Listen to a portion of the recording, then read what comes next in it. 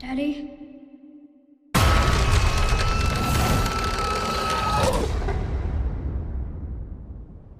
Hello, my name is Kevin, I am the Dapper Man, and today I'm going to be reviewing the movie Antlers, which was released in 2019. 2020. Okay, this year, 2021, movie Antlers has finally been released into theaters, and it's like they just popped it up. I just saw the trailer for it again last week. It's like, hey, it's coming in theaters. Wow. If this movie doesn't do successful, it's because of the marketing. However, this film is directed by Scott Cooper, who has directed films such as Hostiles, Black Mass, and the movie with Jeff Bridges, Crazy Heart. Or Crazy Hearts. Crazy Heart, yeah, that one. This movie is based on a short story by Nick Antasco, who also did the screenplay along with the director Scott Cooper. But let's dive right into the story before I start sharing my thoughts about the film. So the story begins with Carrie Russell as the teacher who notices her student Lucas is a very quiet, shy, keeps to himself, but has certain thing about him that's just odd. He has these strange dark drawings he does, and it raises some questions for the teacher as though he may be getting abused at his house. So she is going on this investigation to find out more about Lucas and his father and family to see what is really happening. There is some sort of mythological creature being talked about with murders happening in the town. It starts raising questions linking to Lucas and his house. And that's basically all I could really say without giving away too much of the film. Now let's get into what I thought about the film. Watching this movie, it definitely has that atmosphere. It definitely has the feel of something inside this town, this small town in Oregon, that is just ominous and fear, with this everlasting blue filter that happens throughout the entirety of this film. It reminded me a lot like the Gore Verbinski's film The Ring, which always had that green filter, that green shade over everything. This movie has a blue filter, and I actually enjoyed it. For the most part, there were certain times I just wished the blue filter would just go away.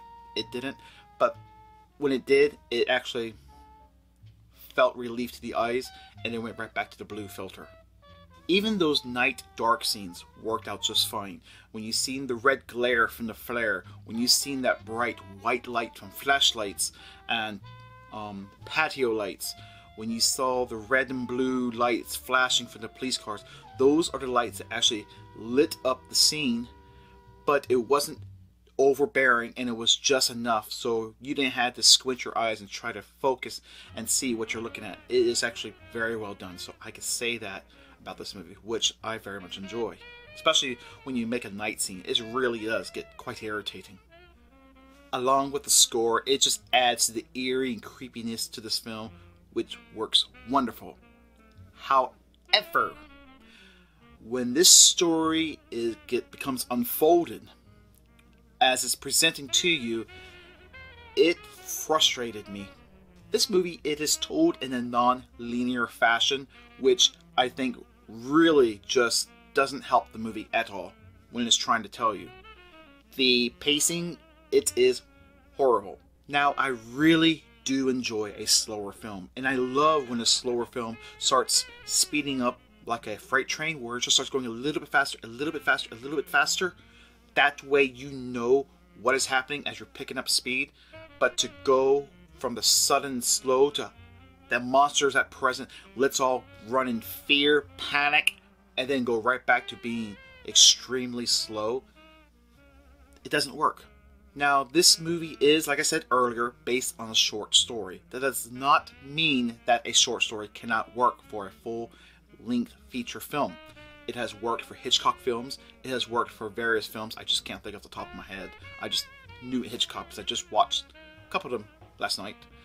And these films work when you do a story right. This one did not work. It should have been in a short movie, a television movie, something. Not this. Seeing a prolonged shot of somebody walking and somebody staring blankly into the screen doesn't work for me when it's too many times. And speaking of staring blankly into a screen, is the kid actor who played Lucas. He stares so many times as a blank stare out to wherever he's looking at. He reminded me like he could be another Culkin actor. Nobody move. Voices. Did you hear that? Not English, though. I hate you. He reminded me so much like him, like just staring off, just to stare off, and had almost zero range of emotion. I know he's a child actor. I know there's a lot being put onto him, but when you have him play a role like this, which requires so much emotion, he needed more time into doing this role. At least the creature had a great design, and it had a great look to the creature. This reminded me of how it just showed you bits and glimpses and pieces of it until it started revealing more and more of itself until the very finale of the film, and you see the creature as a whole. That was a great choice. That's how you want to do any monster in a film. The tense scenes that was shown are really intense, and they work effectively.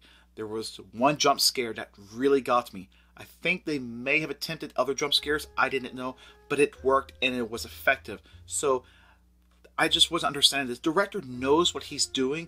It's just the way the story laid out, and the child actor just was not doing it for me. And with so much being built up, so what I'm trying to say is that this film should have worked much better than it was. I think the main focus of this film was so much built upon allegories, it could lose an audience really quick. It lost me very quick. I like allegories, but again, it has to work in a film. And that is my review for the movie Antlers. I had high anticipation to watching this movie. I was super excited. I couldn't wait to watch this movie. And then when I watched it, I just started getting more and more not caring about the film. But maybe you want to still watch the movie. So if you still want to watch a movie, and if you do care about what's inside the film, here is the reason why it is rated R. I'm presenting it right now, and that is what I've seen in the film. It is a very hard R. That is mostly due to the graphic gore, more of the after effect of the violence, not during. And that's all I have for this review. If you like this video, give this a thumbs up. If you have any more questions about the film, or if you have watching, you want to let me know down in the comments below. And hopefully I will see you around to the next review. Sorry, I didn't make too many reviews this month, but then again, I haven't made many reviews this year. This is the only horror movie I've reviewed this year, and I had high intention of reviewing more. Oh well, maybe next time, or maybe this month coming up, I'll make some more. I'll see what happens. Until then, have a lovely day, and I will see you around. So take care. Cheers. The teacher who is noticing some strange things about, and I'm not saying at all that short stories cannot be made. Repeat that. I messed that up. It was so much built upon this, trying to think of the word for it. And mind went blank again. I had the thought right there. The thought was right there.